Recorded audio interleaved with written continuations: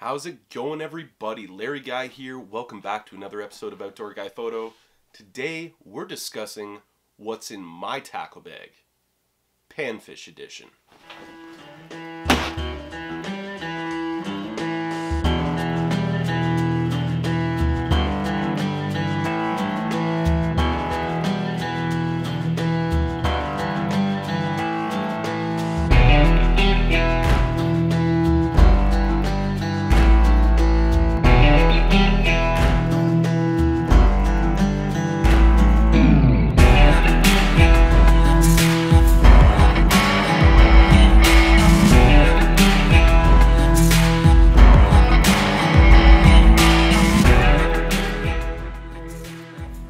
So like I said, guys, it's a what's in my tackle bag Panfish edition. When I say panfish, the fish species that I'm referring to mostly in my area are rock bass, crappie, bluegill, pumpkin seed, and of course perch. So I guess the first thing I'm going to do is I'm just going to bust open the bag. Actually, first I guess I better tell you what the bag is. This is just an old Bass Pro Shops tackle backpack. The reason I use the backpack style is because I can keep all my tackle in the bottom, and I can just use the top for my camera gear or an extra coat or food or snacks or whatever. So now that we've done that, I'm going to dump out the bag, show you all the stuff I got in the bottom, and we'll go through it real quick.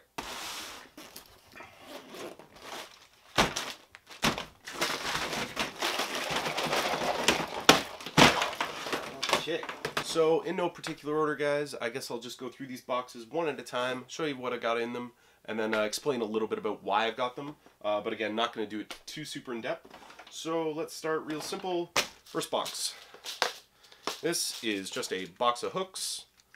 Whole bunch of different hooks in here, different sizes, going anywhere from super tiny, like number 8 hooks, up to like 1/0. These are mostly straight shank, long shank hooks. I've also got some little beetle spins in here. I use these primarily when I'm using live bait under a bobber, which I actually don't really do that much anymore, but I'm going through all my stuff, so what the heck, thought I'd show you, yeah.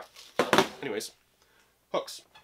Pause, quick little interjection here. I forgot to mention, guys, this stuff is not organized the way I would actually carry it in my tackle bag. I was sorting through all of my fishing stuff, just pulling out my panfish gear, because panfish is really all that's in season around me for the next few weeks. So this is just all of the stuff that I've got for panfish. I'm going to be reorganizing it a little bit. I just stuffed it all into the bag to show you guys what I have. So just wanted to point that out, and yeah, now jumping back into what I have. Next up, we've got this worm wallet from Bass Pro. It's actually got a bunch of stuff in it that is not for panfish, but this very last pouch in here is all of my other panfish hooks that are not in that tackle box that I just showed you guys with the other hooks in it. So again, anywhere from, I believe in here I've got size 6 up to 1/0, and a variety of different shapes depending on the type of rig that I want to use. I've got a little selection of jerk baits and crankbaits here. Just little guys that are, you know, anywhere between 3 to 4 inches long. They're great, absolutely great for a yellow perch and a rock bass as well. I've got a few bluegill on them, not as many, and I haven't caught any crappie on jerkbaits yet, but I've heard that they'll hit them. Now, that being said, these crankbaits, I have smoked crappie on these, so I've got a few different little crankbaits, and then I've got some more micro crankbaits, if you will, for bluegill in my next box. This box is all of my micro cranks. Actually, I guess I should show you with the lid on. You guys can probably see better. So you've got all my micro cranks up at the top, and then below it I've got all of my spinners, which are different inline spinners. I've got different brands. I've got some Blue Fox, I've got some Meps, I've got some cheaper ones that I got at like Canadian Tire. But yes, inline spinners crush pretty much any kind of species of fish. I've caught everything on spinners. In here we've also got a couple of spoons, just little casting spoons or jigging spoons that you can use. Again, pretty much catch anything on them. Now I've got this weird little bait, I don't even know what it's called, but it's just a little spinner. Tiny little bit, I don't know if it's going to focus on that for you guys. Tiny little spinner bait, or bait with a spinner on it, with a treble hook on the back, or on the bottom. And I don't know what they call this thing, but man, I have caught so many fish on this thing, and I've only got one, and I've never lost it. So fingers crossed it's going to go for another season for me. And then, yeah, like I said, guys, I've got some little tiny micro crankbaits that are absolutely minuscule. I mean, like, tiny. Like, this one is like a fake grasshopper, a little tiny shad wrap, or not a shad wrap, but a different little rapala there. Like, absolutely minuscule. They're like 1.5 inches long. Same styles of lures you would use for bass or pike or anything like that. But they work for the much smaller, aggressive panfish like bluegill and crappie and stuff. I've also got a little blade bait in here. This is different. I've never actually used this bait yet for panfish. I've used bigger ones like it for bass, and they've worked. So can't wait to give that a shot this year. This box. So this box, this is just a whole ton of jig. I'm not even going to open it up because you guys can probably see that well enough. But it's just a whole bunch of different jig heads, a bunch of different colors. I've got a few different sizes, a few different shapes. And that's because I find when I'm tossing little tiny plastics on jig heads, whether I'm floating them under a float or just jigging them along the bottom, color can sometimes make a huge difference. So I just like to keep a selection of them on hand. The last one, this is kind of my everything box. This thing is absolutely packed, and the only reason it looks like this is because I actually was using this as like the only tackle box I was carrying around for panfish last spring, so it's loaded with stuff. But I'll show you what I got in it. First thing, get these out of the way. It's got some different floats. Like I said, sometimes I'll float jigs. Other times I will occasionally use live bait under a float. Not very often, but anytime I feel like it, I got them. Next thing, I got some jigs in here. Some hair jigs. These work really well for pretty much any species. I've got some just like standard, basically your miniature bass jigs. They work fantastically. I've caught lots and lots and lots of bluegills on these little guys.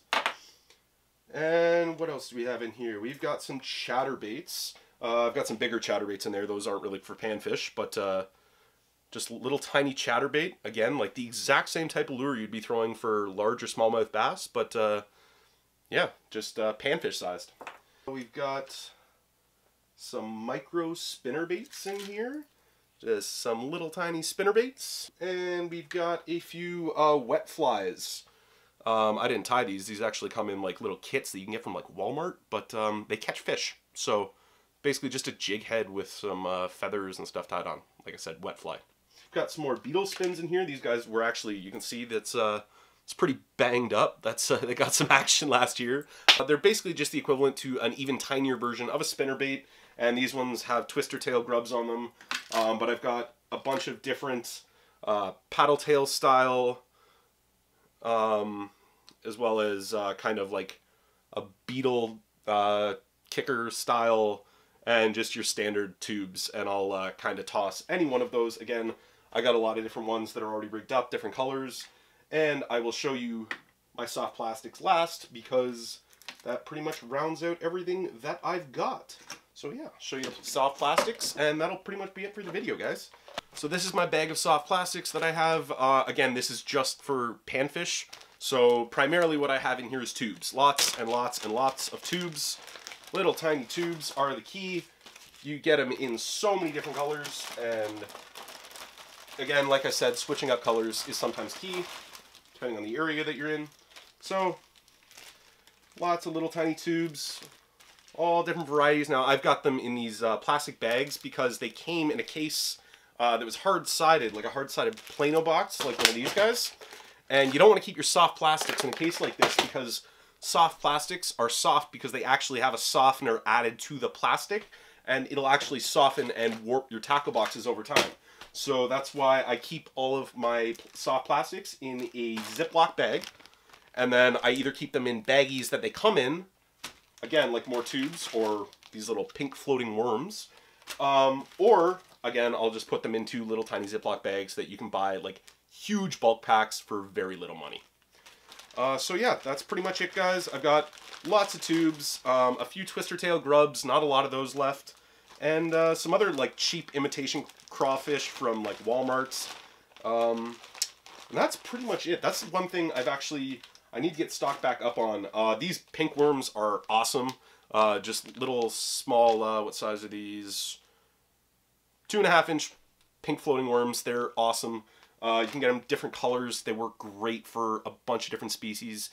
So yeah. Oh, I guess I'll just show you the outside pouches of my bag real quick, because that's just the stuff on the main compartment.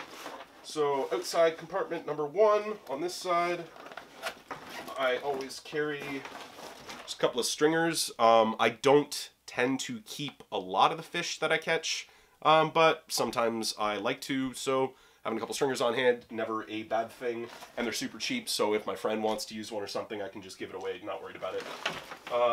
Other side, turn it around. Oh yeah, so this is all of my sinkers, and I've also got a bunch of swivels and snap swivels in here. In terms of sinkers, I've got like bullet weight style ones. I've got egg sinkers, and I've got a ton of split shot as well. I also have some pencil style drop shot sinkers that I just picked up. I just haven't put them in here yet. And I've got some beads. Sometimes I like to make a little bit of noise in my presentations. The other thing I had coiled up in here that I forgot about is a measuring tape, because every now and then you catch a big crappie or a big perch or something, you want to know how long it is. The measuring tape, this measuring tape actually, I've had a lot of people ask me what it is. It's an old sewing measuring tape, so go raid your mom or dad's, or your mom or your grandmother's sewing drawer or something. I'm sure you can find it. It's made out of plastic. I've had this forever, since I started fishing, and folds up super, super tiny. Just keep it in one of my little tackle boxes, and I've always got a measuring tape so I can measure my fish. And then the last thing, I guess, is the front pouch. So in the front pouch, I have just got my tools that I like to carry with me when I'm going out fishing. So I've got a tiny little pair of braid scissors. These are great. They're serrated, so they cut through braid like nobody's business if I have to put braid back onto any of my rods. And then again, you can use them for mono or fluoro too, but again, braid scissors, fantastic, because sometimes a knife just, it frays braid, it doesn't cut it clean, so get yourself some braid scissors. Forceps. One of the reasons that I really like these as opposed to needle nose pliers, now I tend to keep both, they work basically for the same thing. I love forceps because I can just clip them literally onto my shirt or my jeans or something, and literally they'll just hang there, I'll never lose them, and then I can just pop them off. And again, like, even if I'm trying to get a hook that's really deep in a fish's mouth, these actually will lock onto the hook, and then if the fish twists or something, I've still got these on the hook, and then I can pluck it out, and I don't have to worry about putting the pliers back in there again.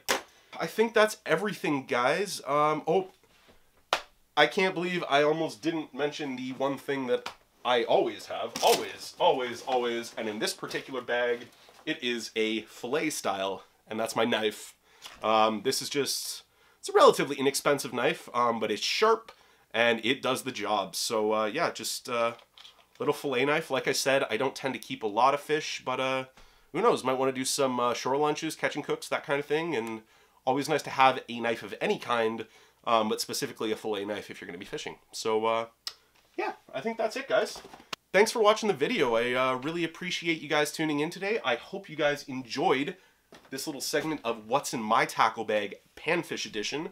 And if you did, hit that like button down below. Sub to the channel if you guys like the content I'm putting out and you want to see some more of it.